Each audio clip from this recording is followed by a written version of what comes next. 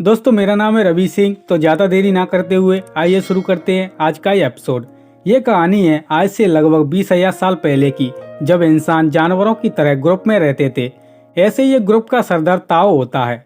Film की शुरुआत में हम देखते हैं कि ताओ अपने साथियों के साथ शिकार का पीछा कर रहा है।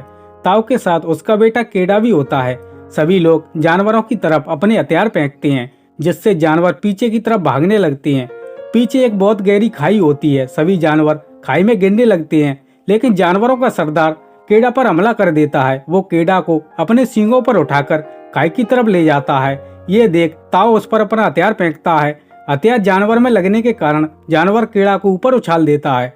अब कहानी एक सप्ताह पीछे जाती है, जहाँ पर ताओ ये चेक कर रहा होता है कि किसका हथियार अच्छा बना है। जो लोग हथियार अच्छा नहीं बना पाते, ताओ उनमें मार दिलवाता है। उनमें उसका बेटा केडा भी शामिल होता है, जो अच्छा हथियार नहीं बना पाता। अगले दिन सभी लोग शिकार पर जाते हैं।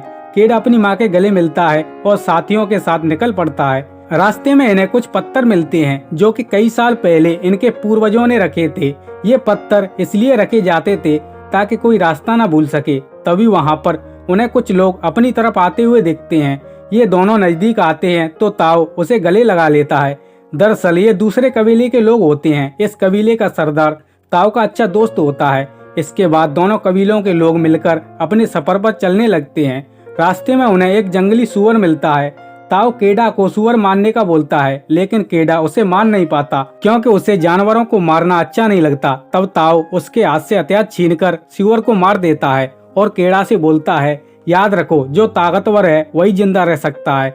रात को सभी लोग उस सूअर का मांस खा रहे होते हैं। तभी ताओ को किसी जानवर की आवाज सुनाई देती है। सभी लोग अपने अपने हथियार लेकर खड़े हो जाते हैं। अचानक आवाज बंद हो जाती है और वे फिर से खाने के लिए बैठ जाते हैं।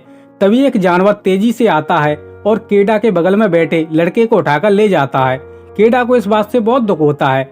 सुबह सभी लोग उस लड़के को श्रद्धांजलि देते हैं और अपने सफर पर रवाना हो जाते हैं। रात को ताओ केडा के हाथ पर कुछ निशान बनाता है और केडा से बोलता है कि ये निशान तुम्हें सही रास्ता दिखाएंगे। वहाँ पर सामने कुछ भेड़िए खड़े होते हैं और भेड़ियों का सरदार दूसरे पहाड़ पर खड़ा होता है। ताओ बोलता है, इसे अल्फा कहते हैं। अगर दूसरे भेड़ियों को इसकी कमजोरी पता चल गई तो वे इसे मार देंगे। सुबह सभी लोग फिर से अपने सफर की तरफ चलने लगते हैं। रास्ते में इन्हें कुछ जानवरों का मल और पैलों के निशान मिलते हैं। सभी लोग मल को अपने चेहरे पर लगाते हैं और शिकार करने निकल पड़ते हैं। अब कहानी वहीं पहुंच जाती है जहां से शुरू हुई थी, जहां हमें केडा खाई में गिरता हुआ दिखता है। सभी लोग जब उसके पास पहुंचते हैं तो केडा एक पत्थर को पकड़कर लटक रहा था। तभी पत्थर टूट जाता है और केडा टकराता हुआ बीच में बने पत्थर पर गिरता है। ये देखकर ताओ रोता हुआ नीचे जाने लगता है। तभी उसके साथी उसे ऊपर खींच लेते हैं। उनमें से एक ताओ से बोलता है, अब वो मर चुका है, हमारी हिफाजत करना तुम्हारी जिम्मेदारी है, क्योंकि तुम मुखिया हो।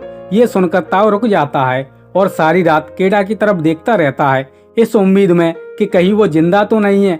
सुबह ताओ अपने बेटे को श्रद्धांजलि देता है और रोता हुआ वहां से सभी लोगों को लेकर चला जाता है।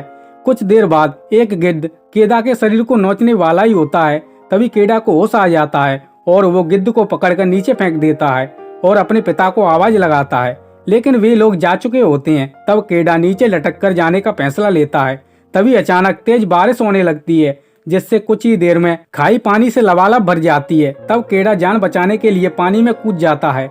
सुबह वो अपने आप को एक सुनसान जगह पर पाता है। वो जब अपने पैर को देखता है तो उसके पैर में चोट लगी थी। वो अपने पैर पर लकड़ी बांधता है और पास में भरा गंदा पानी पीता है। इसके बाद वो धीरे धीरे चलता हुआ वहीं पर पहुंच जाता है जहां से वो नीचे गिरा था। वो वहां पर रखे पत्थरों को नीचे गिराने लगता है। पत्थरों की आवाज सुनकर वहां पर कुछ भेड़िए आ जाते हैं। केडा डरकर वहां पास ही में एक सूखा पेड़ होता है, उसी पर चढ़ जाता है और पूरी रात इसी पेड़ पर बिताता है। सुबह जब वो अपनी बोतल में पानी भर रहा होता है, तभी वही भेड़िए आ जाते हैं। केडा डरकर उसी पेड़ पर चढ़ने लगता है।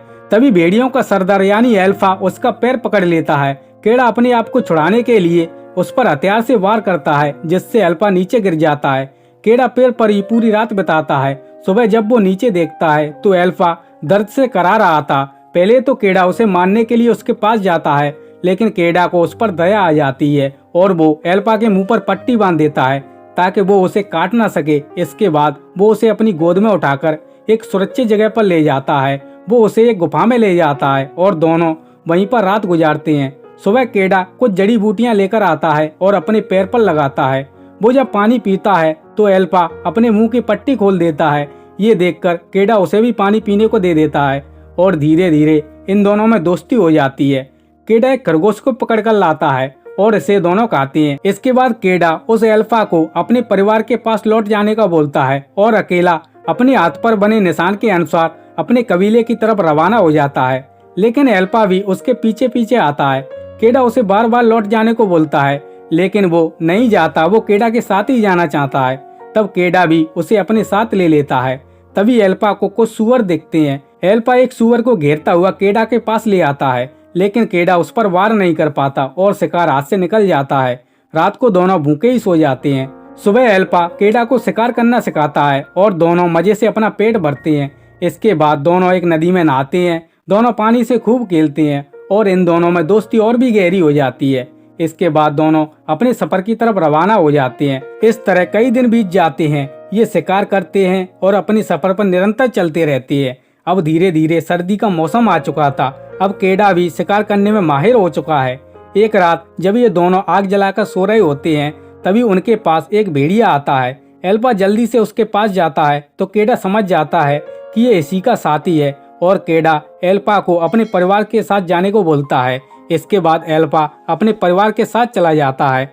अब केडा अकेला हो जाता है। वो अकेला ही अपने सफर पर निकल पड़ता है। इस तरह कुछ दिन बीत जाते हैं। एक दिन तेज बर्फबारी हो रही थी। केडा धीरे धीरे अपने सफर की तरफ जा रहा था। तभी उसे कुछ भेड़िए देखते हैं।